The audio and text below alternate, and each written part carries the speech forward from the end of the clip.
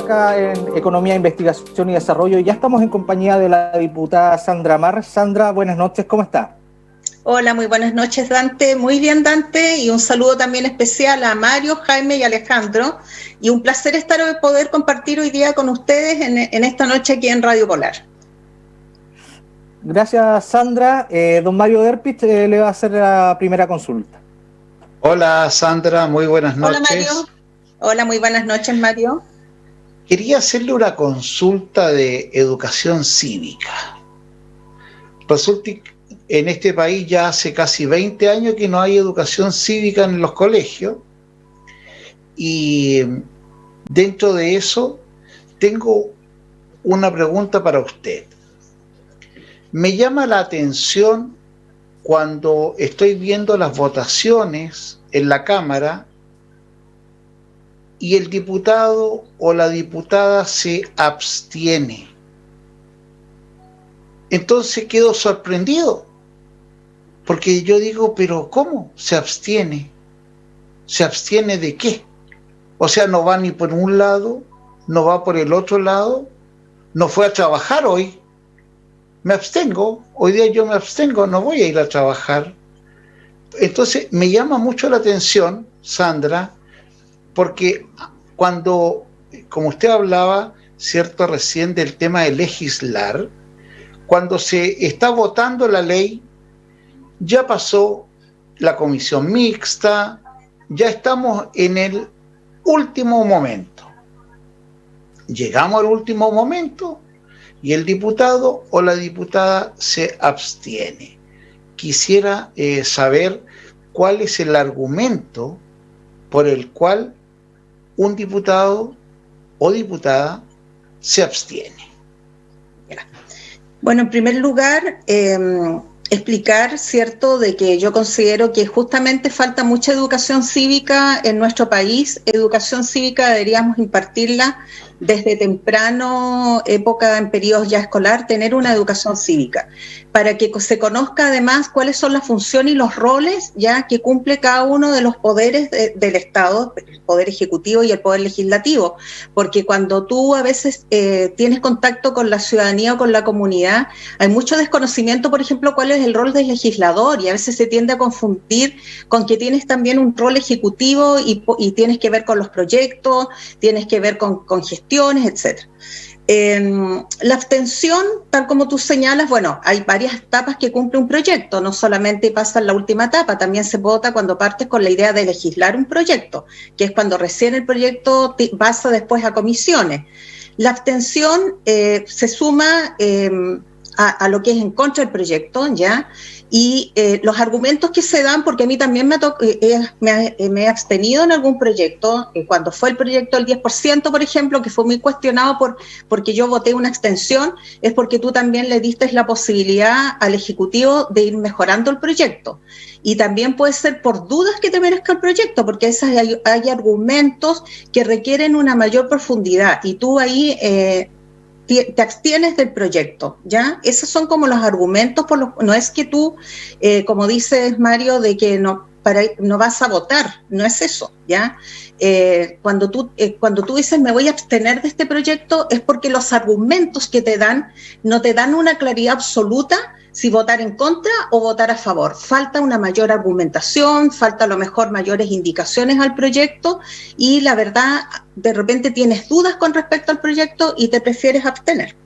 O también es porque va a pasar a comisión mixta, o sea, eso quiero dejarlo súper claro, o sea, como tú dices de que es ya la última etapa, no, el proyecto pasa por varias etapas, pasa por comisiones, tú puedes decir, viene la idea de legislar y de ahí se analiza el proyecto, las comisiones respectivas, depende del tipo de proyecto, se analiza en la comisión, después vuelve a la sala, después va al Senado, el Senado, ¿cierto?, después lo puede enviar a una comisión mixta que está conformada por senadores y por diputados, entonces son varias instancias del proyecto.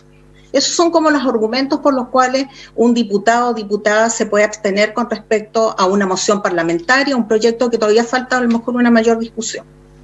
Ok, gracias. Don Alejandro. Buenas noches, señora diputada. Hola, Alejandro. Quería hacer una consulta. Yo no sé si has escuchado que en Magallanes hace cerca de una semana y media, 2 semanas atrás, profusamente en la prensa, se señaló que se había cambiado la estrategia del COVID, ¿ya? ¿Qué significaba esto? Que los contactos estrechos no se le iba a realizar de aquí en adelante PCR y se iba a ahorrar esos PCR o esos exámenes para salir a buscar en otros lugares, no sé dónde, otros contagiados, ¿ya? Cuando todos sabemos que justamente si, no sé, hay un jefe de hogar que llega a su casa y tiene PCR positivo, prácticamente toda la familia va a estar contagiada. Y eso ha implicado que hayamos aplicado una estrategia a lo Trump, ¿ya? ¿A qué refiero una estrategia a lo Trump? Trump planteó en su momento, lo reconoció, que él pidió hacer menos pruebas de coronavirus para reducir la cifra de contagio, que es lo mismo que está ocurriendo en Magallanes. En Magallanes estamos haciendo menos PCR y no lo estamos haciendo donde efectivamente tenemos contagio. A eso le estamos sumando más encima que tenemos la tasa de trazabilidad más baja del país. O sea, apenas podemos detectar 1,9 personas por cada contagio que tenemos positivo en la región. O sea, por cada persona que está contagiada, apenas podemos trazar contactos estrechos, 2 contagios. A eso le sumamos más encima una extraña cuarentena de la intendenta esta semana, ¿ya? En la cual ella tuvo contacto por mucho tiempo con la Seremi de Gobierno, contacto PCR positivo, sin embargo jamás se le catalogó como contacto estrecho ni como un posible contagio. Extrañamente, ¿por qué le digo extrañamente, señora diputada? Porque si la hubiesen catalogado como un contacto estrecho, ella hubiese estado obligada a hacer 14 días de cuarentena, lo cual no fue así, se hizo un PCR independiente del PCR negativo, ¿eh? La norma dice claramente, usted tuvo contacto estrecho con tal persona, usted tiene que estar 14 días, independiente si el PCR le da negativo o no, justamente porque pueden haber falsos negativos. Sin embargo, la intendenta jamás fue catalogada como contacto estrecho, existiendo una Seremi de Gobierno positiva, ¿ya? Y usted sabe, mejor que nadie, que las personas que más contacto tienen con la intendenta es su jefe de gabinete y la Seremi de Gobierno. Prácticamente están todo el día al lado de ella, trabajando constantemente. Sin embargo, la intendenta, extrañamente, no es contacto estrecho. Entonces la pregunta es, ¿usted cree que hoy día las autoridades están dando un ejemplo de cumplimiento de la normativa sanitaria? Y segundo, esta nueva estrategia a lo Trump de hacer menos pruebas y de ir a hacerlas donde no están los contactos positivos, está entregando una falsa sensación de que los positivos PCR han ido bajando. Bueno, tenemos que pensar, Alejandro, lo que ha sido el COVID no solamente para nuestro país, es un tema que para todos significó, es un tema nuevo, desconocido, que significó estar con experiencias, ir modificando estrategias, no solamente en nuestro país, sino que a nivel también internacional. Y eso ha hecho que se han ido cambiando, ¿cierto?, algunas medidas. Hemos planteado, y en eso yo quiero ser súper clara, medidas que se implementaron este último tiempo y que desde mi punto de vista deberían haberse implementado hace muchos meses atrás, ¿ya? Donde estábamos saliendo de una cuarentena, estábamos justamente pasando, a lo mejor estábamos en fase 3 y volvimos a la fase 1 y ahora se empezaron a implementar lo que eran los test PCR para el ingreso a la región, las cuarentenas preventivas, algo que yo ya estaba solicitando en el mes de junio, Alejandro, donde están todos los antecedentes, porque yo creo que habrían que tomar medidas con mucha anticipación, más que son las medidas actuales, de tal manera de haber ido previendo la situación que estaba aconteciendo. Ahora tú me señalas justamente que hay un cambio de estrategia. Bueno, aquí las autoridades de salud son los que tienen que determinar cuáles serán las mejores estrategias. Yo no soy experta en la materia, Alejandro, yo no soy del sector de salud. Entiendo cuál es tu postura en el sentido de que, claro, no estamos testeando a lo que son contactos estrechos, tienen que tener un aislamiento preventivo, ¿cierto? Yo siempre he pensado, y siempre lo dije cuando esto partió, de haber podido hacer mayor cantidad de fiscalizaciones, por ejemplo, haber concentrado, si todos sabíamos lo que eran, por ejemplo, los sectores laborales, donde la gente trabajaba, empezar a fiscalizar, para que era súper relevante, ya haber ido haciendo los testeos ahí, de tal manera de haber tenido una mayor cobertura justamente en lo que era el testeo. Con respecto a lo que tú señalas de la intendenta, yo estuve, la intendenta, yo sé que se ha cuestionado mucho el hecho de que haya estado participando en el día de ayer en la visita presidencial, que estaba con una cuarentena, se señala que efectivamente tuvo un test que fue negativo. Yo quise hacer las consultas respectivas para salir de dudas pensando justamente en los protocolos que existen cuando uno está, ¿cierto?, en una cuarentena y que puede estar con un contacto estrecho. La autoridad de salud al respecto me informa de que no hubo un contacto estrecho, que el contacto estrecho, por lo menos las disposiciones que existen, yo te estoy señalando lo que me señala la autoridad de salud, ya, de la cual yo no puedo dudar lo que me está diciendo, ya. ¿Qué dice la autoridad de salud? Que el contacto estrecho, ya, se daría si la persona está sin mascarilla, a menos de 1 metro, o estar en un lugar cerrado, ya, durante 2 horas, sin mascarilla, y que esa no sería la situación que aconteció en este caso en particular. Por lo tanto, la intendenta regional estaría cumpliendo con todos los protocolos que corresponde a esta situación en particular, y que estaba con un test de carácter negativo, y al no haber sido contacto estrecho, ya podría perfectamente haber estado... ¿Qué tipo de contacto fue entonces en definitiva? No fue un contacto ¿Un caso estrecho, probable? porque la definición... ¿Qué fue? Es que la definición que dan como contacto estrecho ya es estar sin mascarilla a 1 metro, situación que no se dio en este caso en particular. Perfecto. Gracias, Sandra. Jaime. Hola, Sandra. Hola, Jaime. A ver, 2 cosas. Primero, una pregunta que me parece importante, si se puede gestionar de alguna manera, y esto es una petición a ti, como en este caso como diputada de la República. Hay como 12 resoluciones que han hecho distintos diputados sobre el tema turístico gastronómico. Sí. 12, por lo menos 13, entonces todos piden firma. ¿Qué posible hay de llamar a todos los diputados y decir, muchachos, hagan una? Pónganse todos de acuerdo, hagan un resumen, porque no tiene sentido que cada uno presente una, ¿cachai? Porque si no es un enredo. Entonces sería mucho más potente, en nuestra opinión, si el grueso de los diputados lo han presentado de todos los colores y de todos los partidos. Sí, entonces, transversal. Entonces, pónganse de acuerdo con una sola para poder llegar al Ejecutivo, porque hasta ahora, de las 12 o 13 que se han presentado, ni maní, o sea, no tenemos ni una respuesta. Eso sí, yo te haría esa primera petición. Y lo segundo, inmiscuyendo un poquito en el tema de lo que señaló Alejandro, y lo que uno le pide a la autoridad es seguridad y lineamientos claros, para no enredarnos. Si nos dicen que la intendenta se va a cuarentena, nunca nos dijeron que se fue a cuarentena porque no era un contacto estrecho. Entonces, uno entiende que si una persona se va a cuarentena es porque es contacto estrecho. Si no, se hubiera hecho un PCR, hubiera dicho, mira, no, un PCR negativo, y sigue trabajando normal. Entonces, en esas señales yo no voy a cuestionar, pero hay que ser muy cautelosos desde la lógica de las autoridades, si no uno no entiende, si no parece que las autoridades son capaces de tener un comportamiento distinto o superior al resto. Y eso genera, yo diría, una mala señal, no solamente para la autoridad en sí misma, sino esta relación que tienen que tener los ciudadanos con la autoridad para hacerles caso. Si a nosotros nos dicen una determinada cosa, tratamos de cumplirla, pero si vemos que la autoridad no la cumple, se genera, como señala Alejandro, una señal equívoca, y se genera más desconfianza con la institucionalidad. Entonces, ese es el tema, yo diría que en eso hay que ser mucho más cauteloso. Y lo otro, para agregar un tema adicional, claro, hay un tema que tal vez no lo mencionaste, pero que es importante. Ojo, las abstenciones cambian a veces, cambian el quórum. Y no un tema menor. O sea, a veces la abstención también es un gesto político.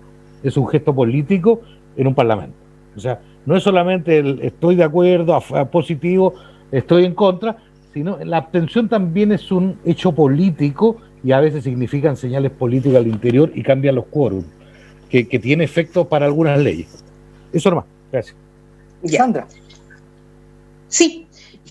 Bueno, con respecto a lo que es el sector turístico, tal como señala Jaime, la verdad es que inclusive una sesión especial que se dio en la Cámara de Diputados para tocar el tema del turismo, porque es un tema que afecta a todo el país, y más aún en el caso de nuestra región de Magallanes, donde tenemos la verdad que el producto PIB del turismo es de alrededor del 9.5, 9.8%, ¿ya? Y tenemos una gran cantidad de empleos producto del turismo.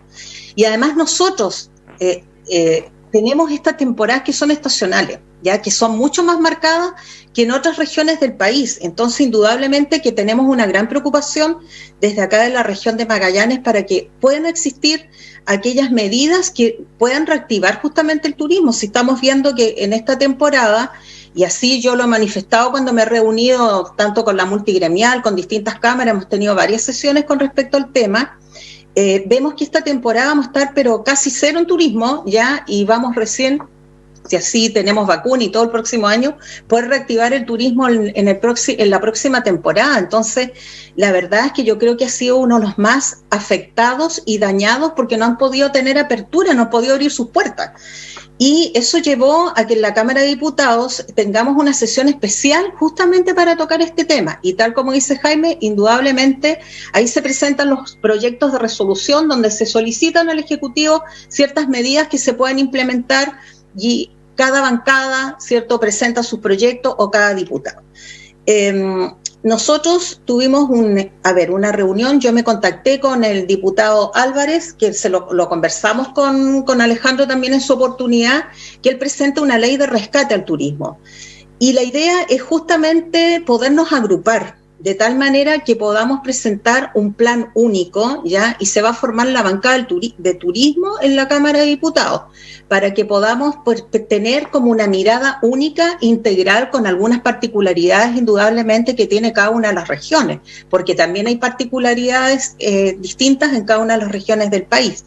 Y la idea, Jaime, es justamente hacer esta presentación, podernos agrupar como bancada del turismo y hacer una presentación única. Ahora, a nivel de la región de Magallanes, nosotros tuvimos nos reunimos la senadora Goich, el diputado Boris y yo, para poder llevar nuestra propuesta de Magallanes específicamente al ministro de Economía. Sostuvimos un encuentro con él, hicimos una presentación que surge justamente de las demandas y las inquietudes que ustedes mismos han planteado los encuentros y reuniones que hemos sostenido. Eso se hizo, llegaron las respuestas respectivas, no quedamos totalmente conformes con las respuestas que ahí se nos dieron, volvimos a insistir y hoy día en la tarde, durante el transcurso de esta tarde, nos llega la respuesta del ministro que va a analizar nuevamente para que vayamos ahondando respecto a cada uno de los petitorios que ahí se señalaron, porque dado nuestras inquietudes y nuestra hacer presente que no estábamos de acuerdo con lo que se nos había señalado, esto se va a reevaluar y se va a volver a analizar. Contarles además que para lo que es el turismo acá de Magallanes, ayer en una reunión que hubo con el presidente, yo también le hice presente esto, estoy esperando que también lo conversé con las cámaras respectivas y con los gremios, de presentar un plan especial para Magallanes, y le pedí al presidente que se lo iba a hacer llegar, de tal manera que la idea es que lo podamos trabajar en conjunto y hacerle llegar este plan especial para Magallanes y hacérselo llegar a él personalmente, tal como se lo planteé ayer en la reunión que tuvimos con el presidente de la República, porque creo que es un tema que tiene que ser abordado, que no ha sido, la verdad, las peticiones que se han hecho no se han dado respuestas concretas, y yo creo que hay que trabajar esto porque para nosotros, encuentro que para la región nos está afectando considerablemente. Perfecto. Gracias, muchas gracias. Sandra, finalmente usted ya está lista para la votación del domingo. Sí, estamos todos listos.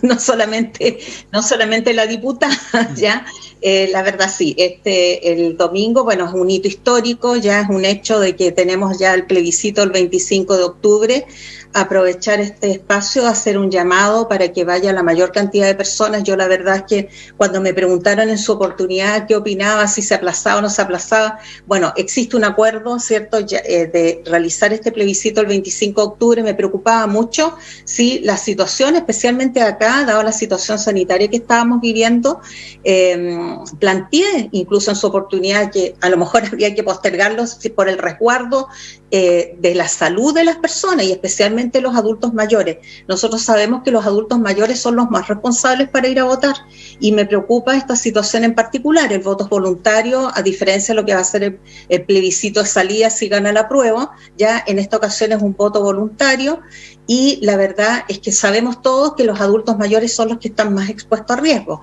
Ahora, el CERVEL, ¿cierto?, tiene implementado una serie de medidas para que tengamos una votación lo más segura posible desde el punto de vista sanitario. Así que, bueno, hacer un llamado para que la gente vote y que vaya tranquila a votar, ya que estarían los resguardos sanitarios respectivos. Así que ahí estaremos cumpliendo con nuestro deber cívico el día domingo, que va a significar, ¿cierto?, un cambio, ¿ya? Y espero que tanto las personas que están por el apruebo como las que están por el rechazo podamos, ¿cierto?, tener un día de paz, ¿ya? Hemos visto bastante violencia conjuntamente con las manifestaciones. Yo aquí quiero separar dos cosas. Por un lado están las manifestaciones, que son manifestaciones pacíficas, pero también se han producido una serie de hechos que son ya hechos delictuales. Entonces, yo creo que aquí nosotros tenemos que trabajar mucho por la paz, por los acuerdos, por los diálogos, estar en un marco, la verdad, de respetarnos en nuestras posturas, en nuestras posiciones, forma parte del ejercicio democrático. Así que cualquiera sea el resultado el día domingo, yo espero que lo sepamos recibir en forma democrática y poder generar los grandes diálogos y acuerdos que se requieren para ir mejorando el país. Sandra, y solamente para finalizar, dígame. Una consulta, espero no ponerla en algún problema, pero dada la situación de que el voto es voluntario y en general lo que pasa con la pandemia, ¿una baja participación no condicionaría el resto del proceso a su juicio? O sea, siempre es ideal tener una muy buena participación, Dante, o sea, porque eso le da una mayor representatividad también al proceso eleccionario, pero estamos en estas condiciones, estas son las reglas del juego y todos queremos que sea una muy alta participación. Entonces, la verdad, pero las reglas del juego son estas son las condiciones sanitarias que tenemos en estos momentos y tal como yo digo, el voto es voluntario y habrá que respetar, ¿cierto?, cuál es la decisión de las personas que con su voto van a determinar si gana una opción o gana otra. Muchas gracias, diputada. Gracias, muy amable por compartir con nosotros esta jornada. Y bien, nosotros llegamos al final de nuestro programa, agradecemos la sintonía y nos encontramos el próximo jueves a partir de las 21 horas a través de Polar Comunicaciones en una nueva edición de Economía, Investigación y Desarrollo. Hasta la próxima semana. Polar Comunicaciones, radio, televisión y redes sociales presentó Economía, Investigación y Desarrollo. Participan el empresario Mario Derpich Díaz, el profesor, consultor en emprendimiento y economía digital Alejandro Riquelme Ducci y el exintendente Jaime Jelinsich Aguilar. Conduce el periodista Dante Escobar.